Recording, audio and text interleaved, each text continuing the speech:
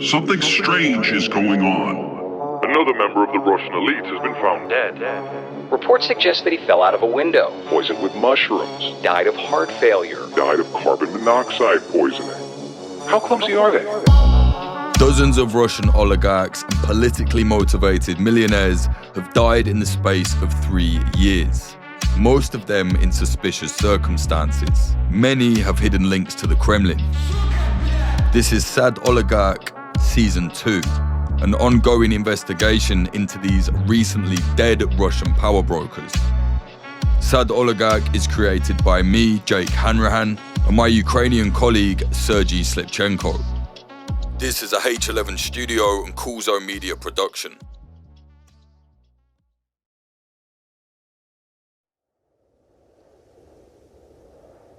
December 27th, 2023.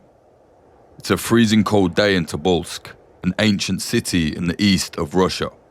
The temperature is as low as -16. Everything is frozen. The rivers have a thick layer of ice on the surface, and a heavy blanket of snow covers the ground. This is the Siberian region, a cold, harsh place that covers over 5 million square miles of the Russian Federation. Tobolsk is considered by some to be the real capital of Siberia. Founded in 1587, the city was at one point an epicenter of early Russian colonization. Back then, a detachment of Cossacks traveled through the Ural Mountains, attacking and defeating the Muslim state of Siberian Khanate. From there on, all hell broke loose.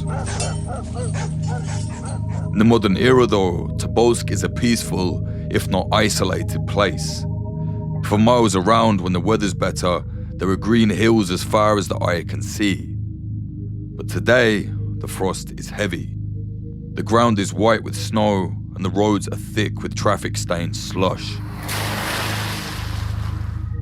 It's on this day that we zoom in on politician Vladimir Igorov. 46 years old, overweight, overpaid, corrupt. He stood by a window on the 3rd floor of his house on Kedrovoye Street. It's a rich area, big cars and bigger houses. Igorov is the second wealthiest politician in the region. His ill-gotten gains have built him a comfortable lifestyle. Well, until they didn't. Somehow, Vladimir Igorov falls clean out of the window of his house, around 35 feet to the concrete. At his way, he's free falling at a speed of about 14 meters per second. It takes him only 1.5 to hit the concrete. With a force like that, an energy of roughly 9,000 joules, your body breaks as it lands. Huge damage to your skeleton, shattered bones, limbs broken from their joints, your organs blend up inside of you. Internal bleeding, hemorrhaging, it's game over. According to an eyewitness, Vladimir Igorov hit the ground hard in the courtyard of his house. But then there were reports that said he died of heart issues. It sounds like a bit of an understatement for a man that fell out of his window. I mean, if your heart bursts upon impact against hard cement from a high fall, technically that's dying of heart issues. But I don't think that's how they meant it. The press was essentially saying he simply had a heart attack and keeled over and died.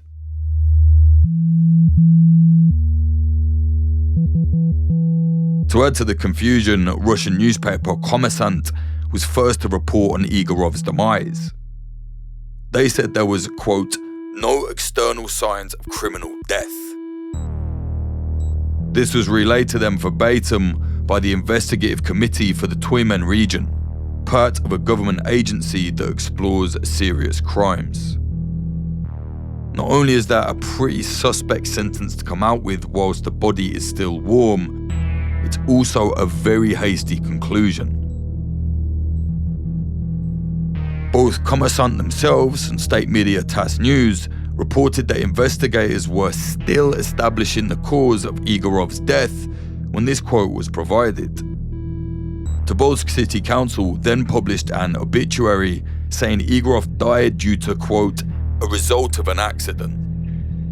So let's try to get this straight. Vladimir Igorov fell out of a window and died of heart issues, whilst the Russian authorities said it was an accident just after they told the media that they're still investigating. Sounds to me like the right hand didn't know what the left hand was doing. So why the confusion, and why does it seem so fishy from the get-go?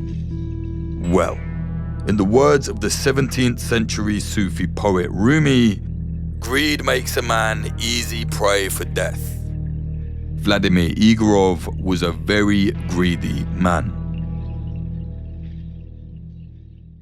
On a scale of 1 to 10, how corrupt would you say this Igorov fellow was? 1 being like not corrupt at all, and 10 being Joseph Muscat level corruption, like that fella from Malta. Like, how corrupt was this guy? From what I can see, like quite corrupt, I'd say definitely in the upper side. And we could say maybe like 8, but I feel like if we knew everything, it would definitely be a 10.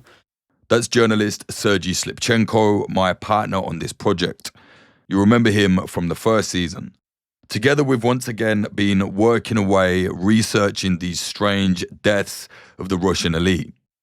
Not because we particularly give a shit about them, many have supported or profited from Putin's war on Ukraine, but because to investigate these strange deaths is to better understand the turmoil inside the Kremlin. That's my theory, at least. Back to Sergei.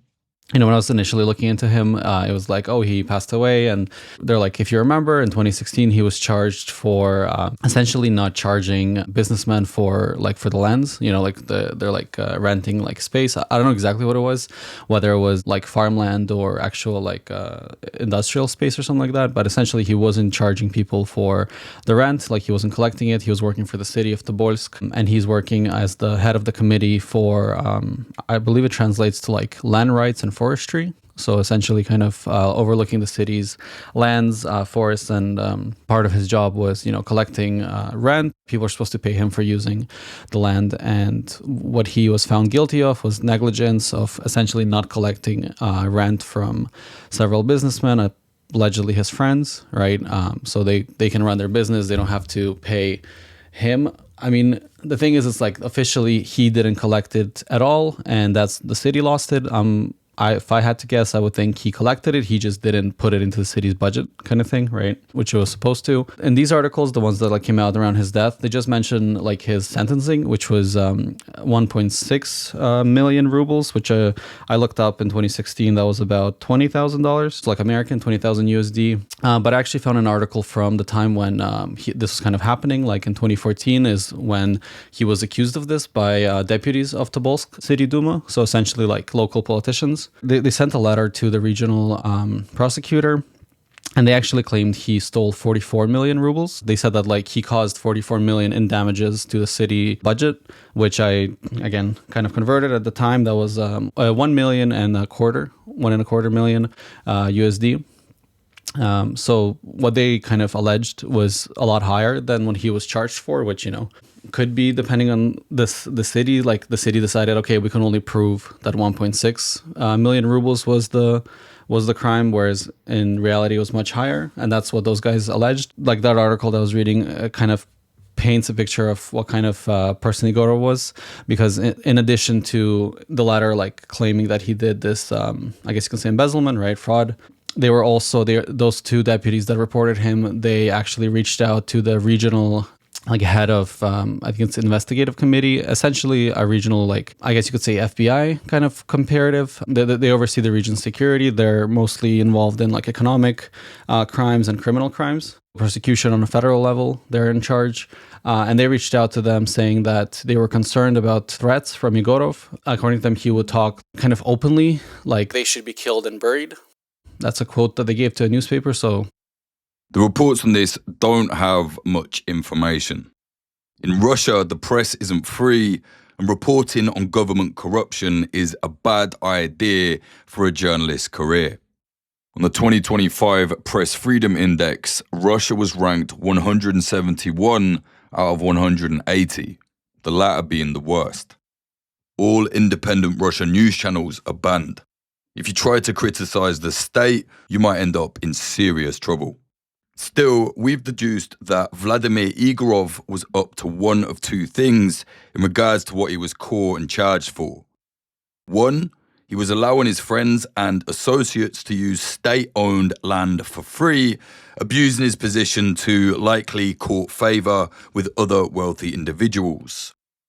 Or, two, he was saving state-owned land for his friends and associates, making sure they got the plots they wanted. Instead of putting the rent they then paid for these areas back into the local council kitty as he was supposed to, he simply kept all the rent for himself, put it in his pocket, wham, double corruption. Personally, I'm with Sergi on this. I think option 2 is most likely. Both are pretty much as bad as each other though. Igorov was happy to steal from his community and threaten the people who weren't happy about it. This wasn't just the disgruntled public though. The people he threatened held some weight in the Tobolsk area. So they're the deputies, right? They're essentially, it's like if a politician came to the police and was like, hey, this other, bureaucrat or whatever is like embezzling funds. And then he was like openly talking about, you know what, those guys should be killed. That was their concern. They reached out to the guy. They're like, hey, can you look into this? And interestingly, at the bottom of the article, it's like, at least according to these politicians, the head never heard about their complaint and they're not looking into it. So allegedly nothing was done about those threats, or at least their concerns about those threats. So they're saying they didn't even hear about it. They said that they reported it and they said they didn't hear anything about it, that their concerns weren't heard and that they couldn't file an official complaint kind of thing. That's according to them. So I mean, it's kind of a he said, she said, but yeah, they said that they weren't even heard, that there was no official, you can file a official complaint with the police basically, and nobody took them in. 2 years later, he did get prosecuted. They found kind of negligence, I guess, that he just happened not to pay attention to collecting those, millions, but he didn't even get punished for it. So as you can see, Vladimir Igorov should have been prosecuted. His crimes were not committed past the statute of limitations. It was only 2 years before he was brought to court, so he should have got what was coming to him, right? We looked it up. He was supposed to be sentenced to 2 years correctional labour. This means he would have been allowed to continue working in his position in the local government, but would have been fined 5 to 20% of his wages. This money was to be remunerated into the community coffers until Igorov had paid back all the money he'd stolen. For some reason though, this didn't happen. Vladimir Igorov completely got away with it. Even though it was just 2 years later, they said it was kind of too late to charge him with it, and he never faced any punishment. There was actually a similar incident in 2011, so this would be 3 years prior to that. Same thing happened where he was kind of losing money for the city budget, and allegedly nothing happened. Same two politicians complained to, apparently directly to Putin, directly to him. He got some kind of punishment, but nothing changed, essentially. Right, this was an open letter to Putin. It wasn't like they kind of called him up, but there was this public open letter as in, we've tried everything, this guy is stealing, for some reason he's not really being prosecuted. Dear Putin, please help, was basically what was happening. Yeah, that's the idea, right? That nobody's above him, so if you're kind of, I guess you could say last resort. And this has happened in 2011. Then again, 3 years later, they send another letter to their municipal prosecutor. And clearly something came out of it in 2016, but again, they were claiming 44 million rubles in damage, right? All they found was 1.6 million. That's less than 1/10 of what they claimed. And he didn't even get punishment for it. It's yeah, you're guilty, but oh well, we can't do anything about it, essentially. That's all that came out of it, right? Not even a slap on the wrist. It was just yeah, you did that, but we can't do anything. And then he went on to be part of the federal party and stuff. He became a deputy of United Russia. It's complicated, but United Russia is Putin's party. It's how he launders himself through politics and the media to be Russia's perpetual leader. or you could say dictator. Putin uses the party to maintain power by acting as its de facto leader.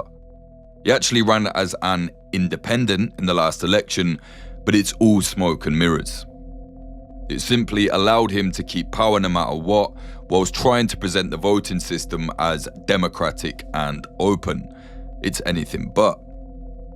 As the man both behind the scenes and at the forefront, Putin uses United Russia to secure legislative and political backing for whatever he wants to happen. Through this broadly popular political party, he can maintain his grip on the government and push through his many murderous policies throughout the world. Everyone knows that United Russia is Putin's party. He just has to go around the houses a little bit to pretend like he's not actually running things with an iron fist.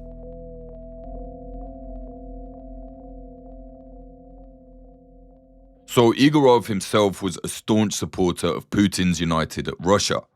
As Sergei said, he joined up and became a member. It will probably be no surprise to learn then that Igorov was a big fan of the 2022 Russian invasion of Ukraine.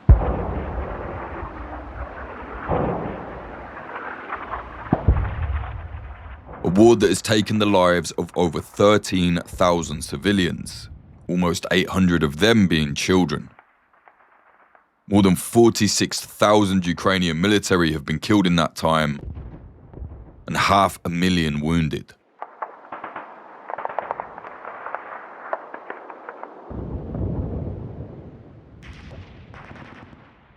We found Vladimir Igorov's VK profile, still up almost 2 years after his death.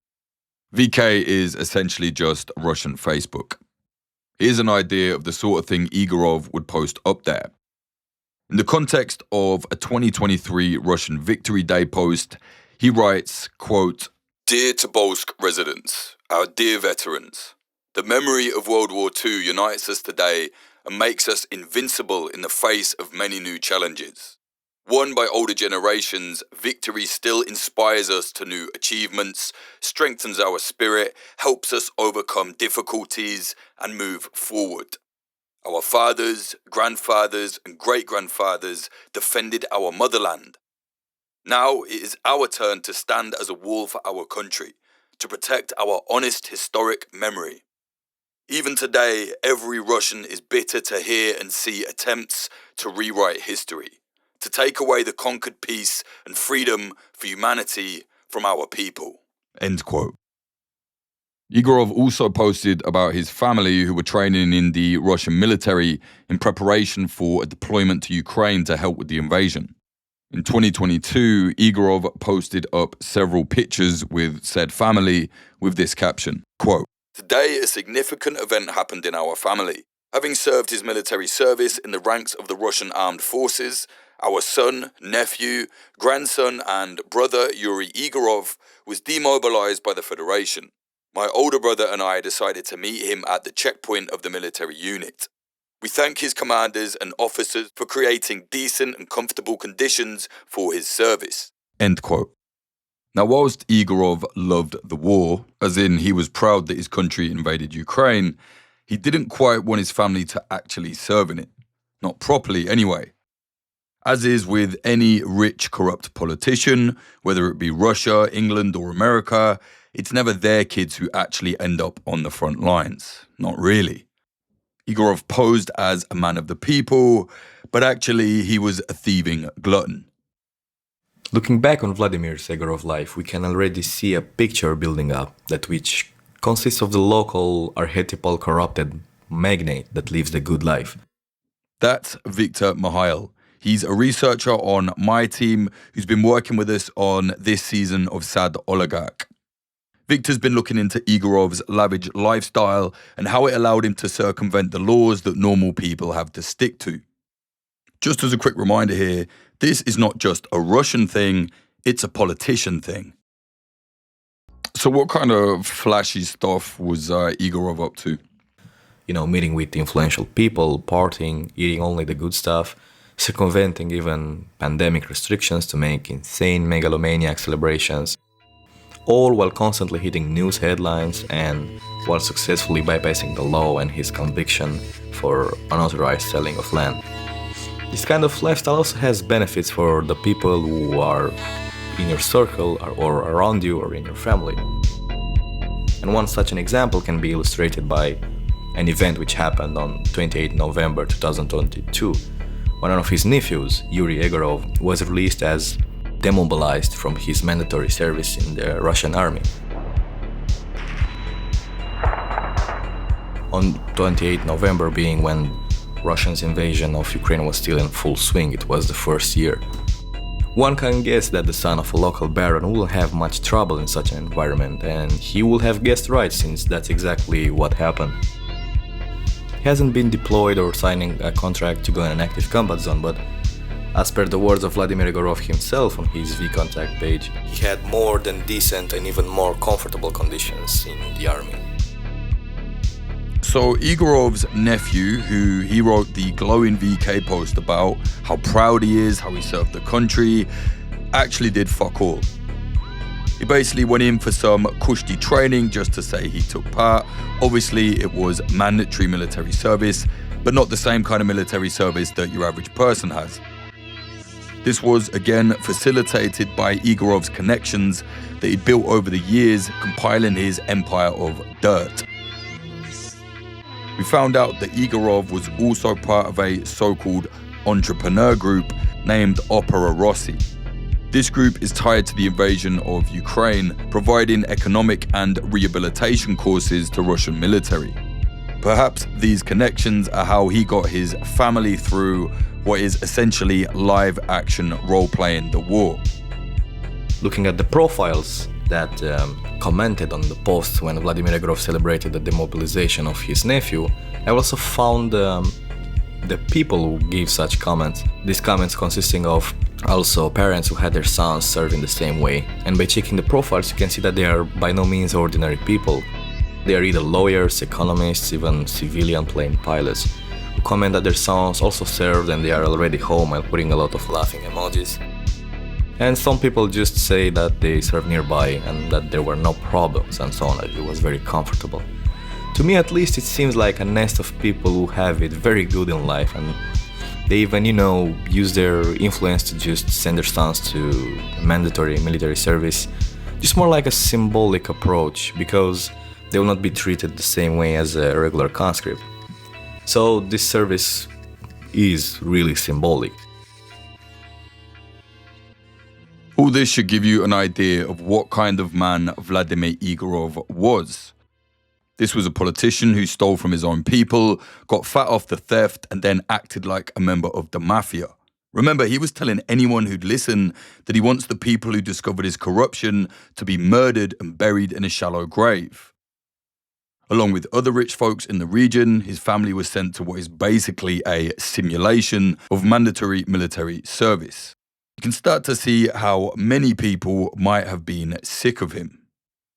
Now, as I mentioned at the start, the Russian newspaper Kommersant was the very first outlet to mention Egorov's death. They reported very quickly that there were, quote, no external signs of criminal death. Criminal death being an awkward way of saying murder. After the initial talk of Egorov's fast relocation from window to pavement, Kommersant was quick to put the news out there that he'd had a heart attack. You have to wonder though, did they know the cause of death before the official word from the coroner? Let's look a little bit closer at Kommersant. So I dug around a bit, and basically this newspaper is a pro-Kremlin rag. Propaganda for Putin and his regime. It's owned by a man named Alisher Uzmanov. According to the US government, not exactly trustworthy, but according to them, Uzmanov is, quote, one of Russia's most politically influential oligarchs with close ties to the Kremlin. Some senators even believe that he had a hand in a so-called Russian interference campaign in the 2016 US presidential election. Now, I personally rarely consider any politician to be a reliable source, but it is certainly true that Uzmanov has his fingers in many different pies. According to the highly trustworthy OCCRP, the Organized Crime and Corruption Reporting Project, Usmanov has at a minimum $3 billion in assets. His overall wealth is estimated to be even more than that at $16 billion. They said, quote, "The Uzbek-born multimillionaire is known to be close to both Russian President Vladimir Putin, with whom he is alleged to have financial ties, and former President Dmitry Medvedev, who has reportedly benefited from the personal use of Usmanov's luxurious residences." How sweet. Through USM Group, a holding structure Usmanov uses for his business empire, his interests span telecommunications, media, and mining. A representative of Usmanov told the OCCRP that he has never benefited from the Russian government, nor the privatization of state assets, and that his capital was obtained solely through transparent investment and asset management. They added that the ownership of most real estate and property were long ago transferred to his family, and he can only use them on a rental basis. End quote. I've got to say, that last paragraph is extremely funny. Who in their right mind believes that a man who made $16 billion has to now rent out his own properties from his family? Get real. The only real reason to do that would be some kind of money laundering or tax dodging. Hardly something he'd mentioned to the OCCRP. In my opinion, that is just nonsense. But still, how did Kommersant get the info about the suspected heart attack? The Investigative Committee for the Tumen region, part of a government agency that explores serious crimes, apparently gave it to them. They also said, though, that they'll be carrying on an investigation into the death of Vladimir Igorov, but that never happened. He just vanished, they stopped investigating, there's been no more news. So I had a look to see if there was anything else the Investigative Committee for the Tumen region didn't investigate. There was. Turns out they not only didn't, but outright refused to investigate a torture case in 2022. A Russian anti-fascist activist named Yuri Neznamov was allegedly tortured in police custody. He said he'd been beaten during an interrogation on September 1st and tortured in the early hours of September 2nd. He said they threatened to shoot and rape him. He says he was then suffocated with a plastic bag, tortured with electricity, and waterboarded. Novaya Gazeta Europe reported the following, quote, "The investigators also interviewed 2 employees of Russia's Center for Combating Extremism and Detective Rimayov. All of them said no torture had been used on Neznamov and his testimony had been given without coercion." End quote. And so the case was closed without an investigation. Basically, whatever the committee is told by the state is what they say happened. So I'm wondering, did the government simply tell the Investigative Committee for the Tumen region that Vladimir Igorov died of a heart attack and that was it? Well, considering that the investigation then vanished without more official conclusion, it seems quite possible to me. The info was passed to the Kremlin-friendly Kommersant, it was quickly reported as a heart issue, and that is that. One last thing. In the wake of Igorov's death, there were many grieving messages on his aforementioned VK page. That's normal, no one is completely bad. The comments included, quote, "My condolences to the family and the friends," and "At 46 years old, it's too early, creepy," and "My condolences to all the family." But 2 other comments did catch my eye. Both are from now deleted users. The first one says, quote, "He was a very bad person." The second one, the comment is completely deleted from the page. We don't know what it said, it just says this comment has been deleted by the user. The replies are still there though. Here's what they said. "Bite your tongue. This is how gossip is born. God is your judge." And "You are talking nonsense. You're drawing stupid conclusions. Calm down already." And "Let your tongue rest. And have you been informed of anything personally?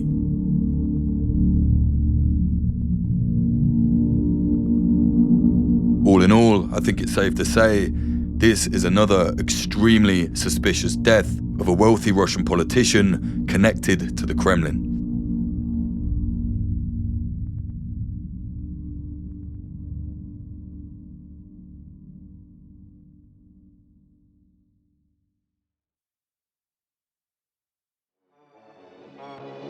You've been listening to Sad Oligarch Season 2, produced by H11 Studios for Cool Zone Media.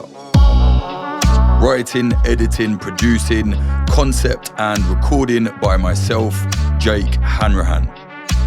Research and reporting by Sergei Slipchenko, me and Victor Mihail. Executive producing by Sophie Lichterman. Music by Sam Black. Artwork by George Jutfall. Sound mix by Splicing Block. See my other projects at hanrahan.tv. Get me on social media at Jake_Hanrahan. That's HANRAHAN.